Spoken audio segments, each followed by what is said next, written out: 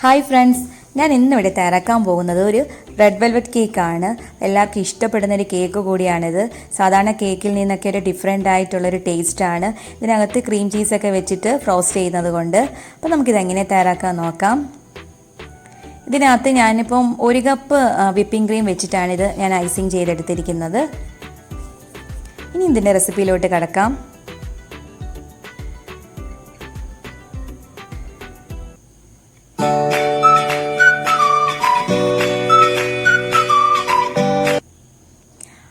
First നമുക്ക് butter milk തയ്യാറാക്കണം. അതിനുവേണ്ടി 1/4 കപ്പ് പാലിൽ 1 ടീസ്പൂൺ വിനീഗർ ചേർത്ത് നന്നായിട്ട് മിക്സ് ചെയ്തിട്ട് മാറ്റി വെക്കുക. എന്നിട്ട് ഇതിൻ്റെ ഈ സമയം കൊണ്ട് ഒരു 10 മിനിറ്റ് അതൊന്ന് മാറ്റി വെക്കണം. ആ സമയം കൊണ്ട് ഇതിൻ്റെ ഡ്രൈ ഇൻഗ്രീഡിയൻസ് എല്ലാം ഒന്ന് അരിച്ചെടുക്കണം. ഞാനിവിടെ 1/4 കപ്പ് മൈദയാണ് എടുത്തിരിക്കുന്നത്. മെഷർമെൻ്റ് ഒക്കെ കറക്റ്റ് ആയിരിക്കണം. ഇതിലേക്ക് ഒരു 1/4 teaspoon baking soda, 1 teaspoon baking powder, 1 tablespoon cocoa powder, light cocoa പൗഡറാണ്. എന്നിട്ട് ഇത് നന്നായിട്ടൊന്ന് അരിച്ചെടുക്കുക. 2-3 പ്രാവശ്യമായിട്ട് നന്നായിട്ട് അരിച്ചെടുക്കണം.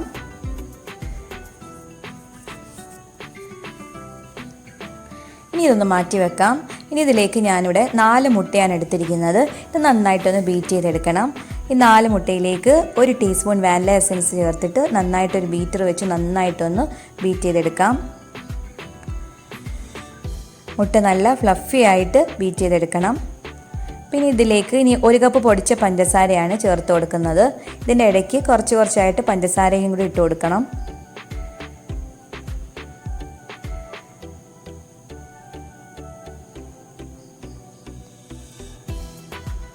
ഇനി ഇതിലേക്ക് ഒരു 2 ടേബിൾ സ്പൂൺ വെജിറ്റബിൾ ഓയിൽ ചേർത്ത് കൊടുക്കാം. ഏതെങ്കിലും നല്ല വെജിറ്റബിൾ ഓയിൽ ചേർത്താൽ മതി. ഇതെല്ലാം കൂടെ വീണ്ടും ഒന്നുകൂടെ ബീറ്റ് ചെയ്തെടുക്കണം. ഇതിപ്പോൾ ഈ വീഡിയോ നല്ല ഡീറ്റെയിൽ ആയിട്ട് ഞാൻ കാണിക്കുന്നില്ല. നേരത്തെ ഒരു കേക്കിൻ്റെ വീഡിയോ നല്ല ചോക്ലേറ്റ് കേക്ക് ചെയ്തിട്ടുണ്ടായിരുന്നു. അപ്പോൾ അത് നന്നായിട്ട് ഡീറ്റെയിൽ ആയിട്ട് കാണിച്ചത് കൊണ്ട് ഇത് അധികം ഡീറ്റെയിൽ ആയിട്ട് ഈ വീഡിയോ ഞാൻ കാണിക്കുന്നില്ല. ഇത് കണ്ടോ, ഇതേപോലെ നല്ല ഫ്ലഫി ആയിട്ട് വേണം നമുക്കിത് കിട്ടാൻ. ഇനി ഇതിലേക്ക് നമ്മൾ നേരത്തെ തയ്യാറാക്കി വെച്ച ബട്ടർ മിൽക്കില്ലേ, അതിലേക്ക് ഒരു ടേബിൾ സ്പൂൺ നല്ല ഏതെങ്കിലും നല്ല ബ്രാൻഡഡ് ആയിട്ടുള്ള ജെൽ കളർ വേണം എടുക്കാൻ. റെഡ് കളർ ചേർത്തിട്ട് ഇതിലേക്ക് ഒന്ന് മിക്സ് ചെയ്ത് കൊടുക്കണം. കംപ്ലീറ്റ് ആയിട്ട് യെല്ലോ മാറിയിട്ട് നല്ല റെഡ് കളറായിട്ട് തന്നെ കിട്ടണം. കാരണം റെഡ് വെൽവെറ്റ് കേക്ക് ആകുമ്പം കളർ കുറച്ച് റെഡായിട്ട് തന്നെ വേണം.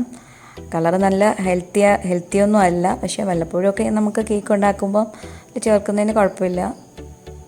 നന്നായിട്ട് ഇത് മിക്സ് ചെയ്തെടുക്കണം. ഇതിൽ ഞാൻ വിപ്പിംഗ് ക്രീം ഞാൻ ഓൾറെഡി തയ്യാറാക്കി വെച്ചിട്ടുണ്ട്. അപ്പോൾ അതിൻ്റെ വീഡിയോ ഞാൻ കാണിക്കുന്നില്ല.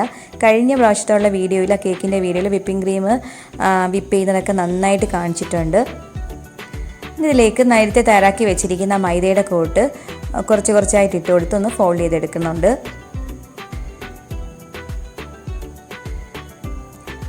ഇനി ബാക്കിയുള്ള മൈദയും കൂടെ ചേർത്ത് നന്നായിട്ടൊന്ന് മിക്സ് ചെയ്തെടുക്കാം.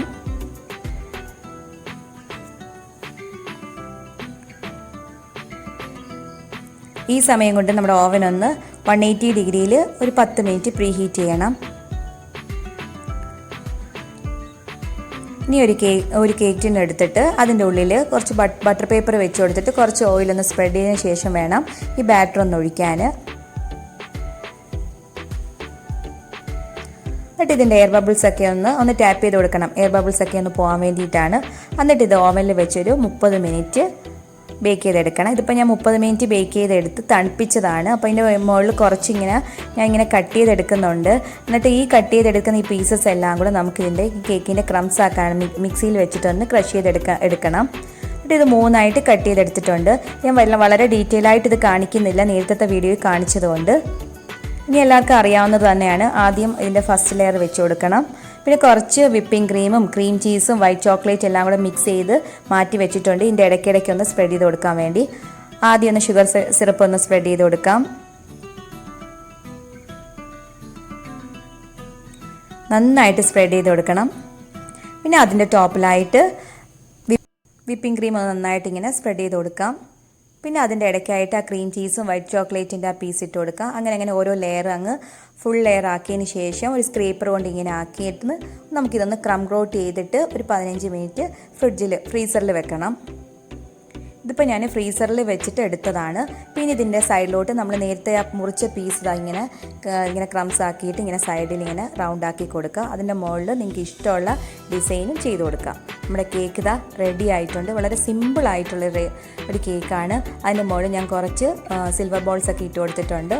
വളരെ സിമ്പിളായിട്ടുള്ളൊരു ഡെക്കറേഷനുമാണ് കേട്ടോ. നിങ്ങൾക്ക് ഇഷ്ടമുള്ള രീതിയിൽ നിങ്ങൾക്ക് ചെയ്യാവുന്നതാണ്. പിന്നെ അതുപോലെ നിങ്ങൾ വിപ്പിംഗ് ക്രീം നിങ്ങൾ എടുക്കുകയാണെങ്കിൽ ഇത് കുറച്ചുകൂടെ നിങ്ങൾക്ക് ഇതിൻ്റെ ക്രീം ആവശ്യമുണ്ടെങ്കിൽ 1.5 കപ്പ് വിപ്പിംഗ് ക്രീം എടുത്തിട്ട് നിങ്ങൾക്ക് ഇതിനകത്ത് ഐസിങ് ചെയ്യാവുന്നതാണ്. അപ്പോൾ എല്ലാവരും ഒന്ന് ട്രൈ ചെയ്ത് നോക്കുക. ഇനി ഇതൊന്ന് 3 മണിക്കൂർ ഫ്രിഡ്ജിൽ വെച്ചിട്ട് വേണം ഇത് കട്ട് ചെയ്തെടുക്കാൻ. അപ്പോൾ എല്ലാവരും ഒന്ന് ട്രൈ ചെയ്ത് നോക്കിയിട്ട് എൻ്റെ ഫീഡ്ബാക്സ് ഒക്കെ ഒന്ന് അറിയിക്കുക.